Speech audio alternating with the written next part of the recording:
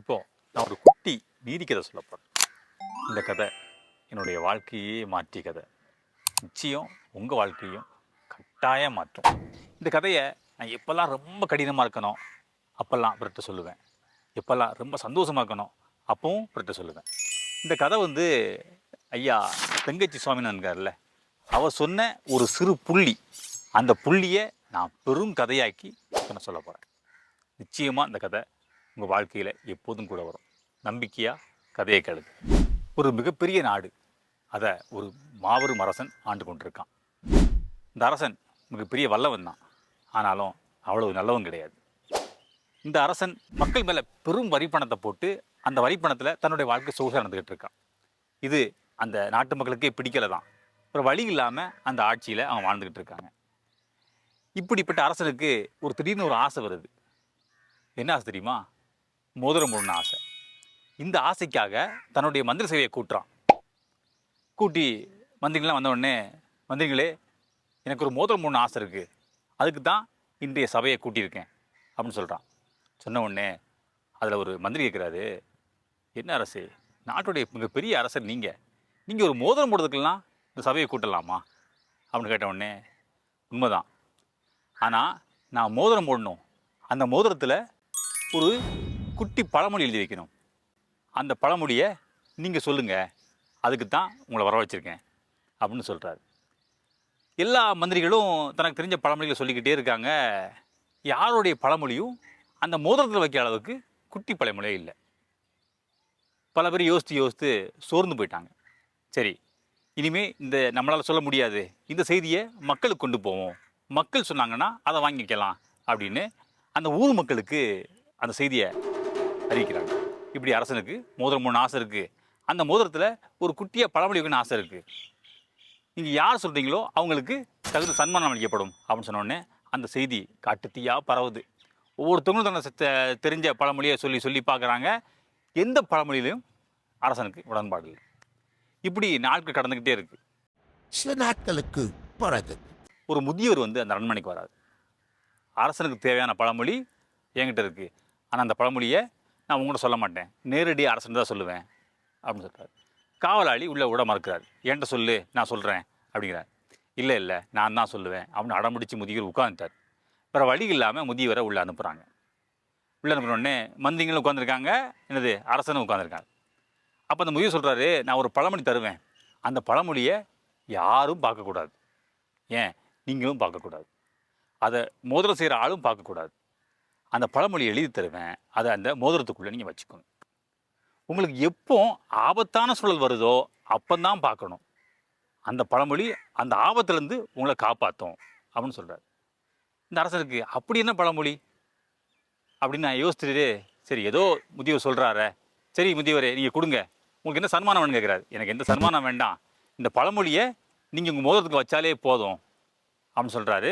அவருடைய நேர்மையை பார்த்து அரசன் ரசிச்சுட்டு, சரி நீங்கள் என்ன பண்ணுங்க, அந்த பழமொழியை கொடுங்கன்னு வாங்கிட்டார். யாரும் பார்க்கல, அந்த மோதிரத்துக்குள்ளே பழமொழி வச்சாச்சு. சில நாட்களுக்கு பிறகு இந்த அரசன் தான், பெரிய அரசன் தான், திமிரு பிடிச்சவன், கருவம் பிடிச்சவன். இவனை அந்த நாட்டு மக்களுக்கே பிடிக்கலைன்னா பார்த்துக்கோங்க, பக்கத்து நாட்டுக்கு என்ன பிடிக்க வைப்போம். அப்படி பக்கத்து நாட்டு அரசன் இவன் எப்படியாட்டு வீழ்த்தி அந்த நாட்டை கைப்பற்றிடணும் அப்படின்னு முன் ஏற்பாடு பண்ணுறான்.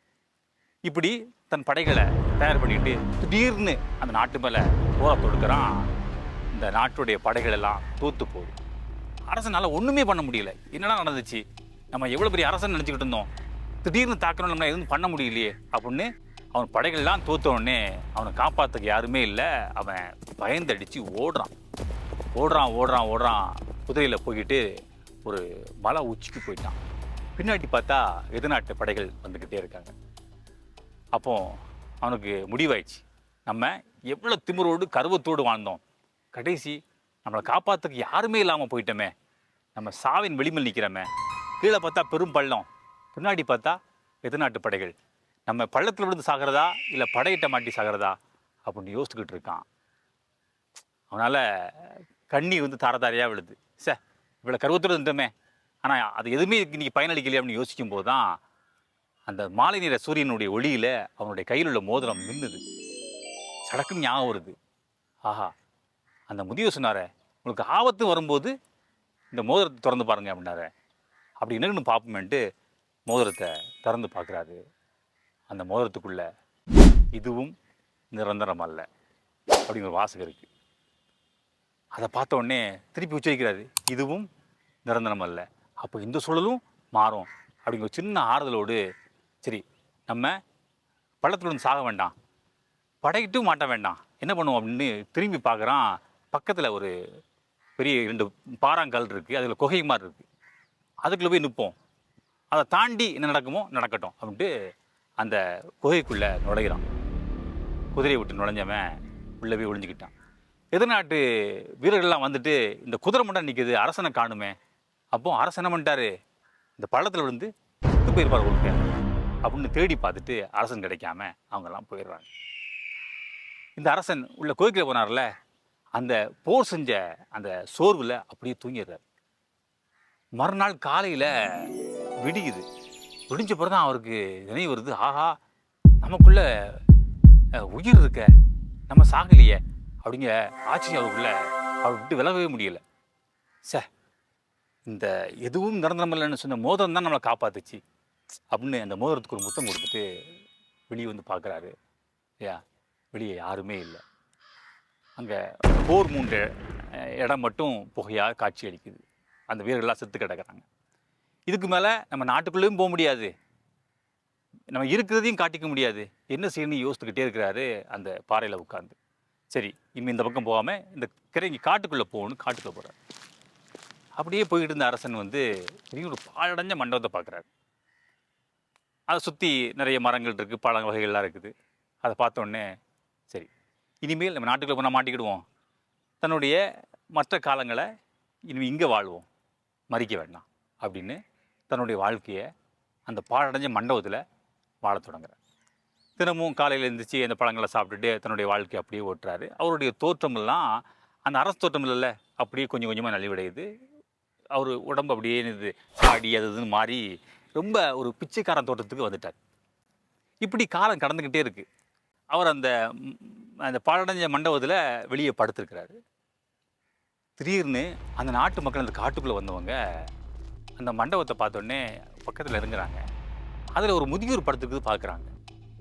இந்த காட்டுக்குள்ளே எதுக்கு இந்த முதியோர் படுத்துக்கிறாரு, யாருன்னு போய் கேட்போம்னு அந்த மக்கள் வந்து கேட்குறாங்க. ஐயா எதுக்கியா யாருமில்ல அந்த காட்டுக்குள்ளே இப்படி படுத்து கிடக்குறீங்க அப்படின்னு கேட்குறாங்க. இந்த அரசனுக்கு ஒரு பதப்பதப்பு, ஐயோ மக்கள் பார்த்துட்டாங்கன்னா நம்ம ஏற்கனவே மக்கள்கிட்ட வரி பணம் அதிகம் வசூலித்து தான் அந்த மக்களை கஷ்டப்படுத்தி தான் வாழ்ந்துருக்கோம், நம்மளை எதிர்நாட்டு அரசன்ட்ட இருக்கான்ல அவன்கிட்ட போட்டு கொடுத்து மாட்டி கொடுத்துருவாங்களோ அப்படிங்கிற பயம் பதட்டம் அவனுக்குள்ளே விலகலை. இப்படி திருப்பி நீ யாரையும் அந்த வந்தவங்க கேட்டுக்கிட்டே இருக்காங்க. கேட்க இவருக்குள்ள ஒரு அந்த பதட்டம் நீடிச்சுக்கிட்டே இருக்குது.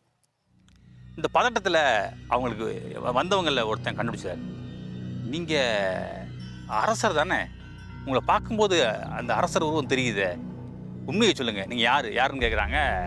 ஒரு கட்டத்துக்கு மேலே இவரால் அதை மறைக்க முடியாமல், ஆமாய்யா நான் அரசர் தான், நான் போரில் சாகலை, இப்படி நடந்துச்சு அப்படின்னு உண்மையை சொல்கிறாங்க. தயவுசெய்து நான் உங்களை கஷ்டப்படுத்தியிருக்கேன், இன்றைக்கி தயவுசெய்து காட்டி கொடுத்தாதீங்க அப்படின்னு கையெடுத்து கும்பிட்றாரு. அப்போ அந்த மக்கள் சொல்கிறாங்க, ஐயா நீங்கள் என் நாட்டு மன்னன் சரியா, நீங்கள் என்ன கொடுமைப்படுத்தினாலும் உங்களை காட்டி கொடுக்க மாட்டோம் நாங்கள், நீங்கள் எப்போதுமே என் நாட்டுக்கு மன்னன் தான், உங்களுக்கு என்ன உதவி வேணுமோ அதை நிச்சயமாக நாங்கள் எப்போதும் செய்வோம், உங்களை இந்த நேரத்தில் பார்க்கும்போது ரொம்ப கஷ்டமாக இருக்குது, உங்களுக்கு என்ன உதவி வேணும் கேளுங்க, நாங்கள் ஊருக்குள்ளே இருந்தே நான் உங்களுக்கு செஞ்சு கொடுக்குறோம் அப்படின்னு சொல்கிறாங்க. அந்த மக்கள் ஊருக்குள்ளே இருந்தே இந்த அரசனுக்கு தேவையான உதவிகள் செஞ்சுக்கிட்டே இருக்காங்க. அப்பப்போது வந்து இந்த அரசனை பார்த்துக்கிட்டே இருப்பாங்க. இப்படி காலம் கிடக்கும்போது இந்த அரசன் வந்து அந்த மக்களை சந்திக்கும்போது ஒரு சின்ன ஆசைப்படுறான், மீண்டும் நம்ம நாட்டை நம்ம பிடிச்சி நம்ம நல்லா ஆட்சி பண்ணணும், எனக்கு ஆசை இருக்குது, அதுக்கு உங்களோட ஒத்துழைப்பு வேணும் அப்படின்னோடனே, அதுக்கு என்னையா செஞ்சிடலாம், ஆனால் அது எப்படி சாத்தியம் அப்படின்னா அதெல்லாம் பற்றி யோசிக்காதீங்க, நான் அதுக்கு வழி சொல்கிறேன் அப்படின்னு சொல்லிட்டு இந்த நாட்டு அரசன் இந்த காட்டுக்குள்ளே இருந்தே நாட்டுக்குள்ளே தன்னுடைய படைகளை மீண்டும் திரட்டுறான். இது எதிர்நாட்டை சான்று இருக்கான்ல அவனுக்கு தெரியலை. இப்படி படைகளை திரட்டி திடீர்னு ஒரு நாள் எதிர்நாட்டு அரசன் ஏற்கனவே போர் விட்டான்ல, அதே போல் இவனும் புரியலா போர் நடத்துகிறான். அப்போ தான் நாட்டுக்குள்ளே வர்றான். அந்த எதிர்நாட்டு அரசன் இருக்கான்ல, சரி அந்த அரசன் செத்து போட்டு நினச்சோமே, திடீர்னு எப்படி வந்தான் அப்படின்னு அவனால் அந்த போர் யுக்தியை கையாள முடியாமல் எல்லாத்தையும் விட்டுட்டு அந்த நாட்டை விட்டுட்டு ஓடி அவன் நாட்டுக்கு ஓடுறான். இந்த நாட்டு மக்கள்லாம் கொண்டாடுறாங்க, ஏப்பா அரசை செத்துட்டேன்னு நினச்சோம், இப்படி வந்து மீண்டும் இந்த நாட்டை பிடிச்சிட்டார அப்படின்னு நாடே ஒரு கோலாகலமாக இருக்குது. அரசனை கொண்டாடுறாங்க. அந்த நாட்டு மக்களுக்கும் சந்தோஷம் இருக்குது. மீண்டும் இந்த அரசன் மீண்டும் அந்த தாடியெல்லாம் எடுத்துட்டு பழைய தோற்றத்தில் அந்த தேரில் அப்படியே பவனி கூட்டு வராங்க. ஊரே கொண்டாடுது. கொண்டாடினோடனே மீண்டும் அந்த அரசவைக்கு தன் பழைய தோட்டத்தில் உள்ள வர்றான். கம்பீரமாக அரசவை ஃபுல்லாக எழுந்து அரசனை புகழாரம் பாடுறாங்க. அப்படியே புகழாரத்தோடு உள்ளே வந்து அப்படியே கால் மேலே கால் போட்டு உட்காந்து எல்லாரும் உட்காருங்க அப்படின்னு சொல்கிறான். சொல்லும்போது அவன் கையில் உள்ள மோதிரம் மினுங்குது. அப்போ சொல்லுது, இதுவும் நிரந்தரம் அல்ல, இதையும் ஒரு நாள் இழப்ப புரிஞ்சுக்கோ அப்படின்னு. அந்த திமிரில் கால் போட்டான்ல, அதெல்லாம் எடுத்து கீழே போட்டுட்டு, இந்த நிலைமையும் நிரந்தரம் இல்லை, நம்ம இந்த இடத்துக்கு வந்தது ஆண்டவன் கொடுத்த மிகப்பெரிய வரம், இந்த இடத்த சரியாக பயன்படுத்திக்கணும், இனிமேல் மக்களுக்கு அதிக வரி பண்ணப்படாமல் தான் என்ற திமிர்லையும் கருவத்திலையும் ஆடாமல் மக்களுக்கு நன்மை மட்டும் செய்யணும் அப்படின்னு முடிவெடுத்து தன்னுடைய அந்த கருவத்தையும் திமிரையும் உடச்சி அதன் பிறகு நல்லாட்சி செய்கிறான். அதன் முன்பு இந்த அரசனை விட அதுக்கப்புறம் இந்த அரசனுக்கால அவனுடைய செயல்பாடுகள் மிகச் சிறப்பாக இருந்துச்சு. இதிலிருந்து நீங்கள் ஒன்று புரிஞ்சுக்கோங்க, இந்த பூமியில் இதுவும் நிரந்தரமல்ல, எதுவும் நிரந்தரமல்ல. எல்லாம் இருக்குன்னு ஆடாதீங்க, எதுவும் இல்லைன்னு வாடாதீங்க. நாமெல்லாம் இந்த பூமியை சுற்றி பார்க்க வந்தவங்க, அவ்வளவுதான். பூமியை சுற்றி பார்க்க வந்தோம், சுற்றி பார்ப்போம், புறப்பட்டுருவோம். நாம் மகிழ்ச்சியாக இருக்கணும். அதற்காக தயவுசெய்து யாரையும் காயப்படுத்திடாதீங்க, சரிங்களா?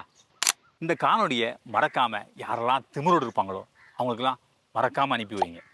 யாரெல்லாம் இறுக்கத்தில் இருப்பாங்களோ, வாழ்க்கையே விரக்தியாக இருப்பாங்களோ அவங்களுக்கெல்லாம் அனுப்பி வைங்க.